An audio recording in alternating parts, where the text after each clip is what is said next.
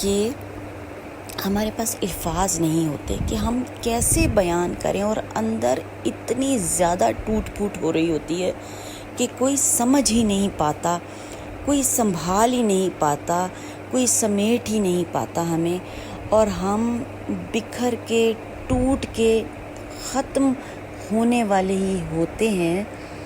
تو کیا ہوتا ہے ویئرس کہ پھر کوئی سمجھ لیتا ہے، سنبھال لیتا ہے، سمیٹ لیتا ہے ہمارے دل کی کیفیت کو۔ جب کوئی کام نہیں آتا تو پھر وہ ہستی کام آتی ہے جس کی کہ ہم تخلیق ہیں۔ ماشاء اللہ، سبحان اللہ، اللہ اکبر۔ رب تعالیٰ کی شان دیکھیں، وہ اپنے بندے کو کبھی بھی جو ہے وہ ٹوٹنے نہیں دیتا، وہ سمجھ لیتا ہے،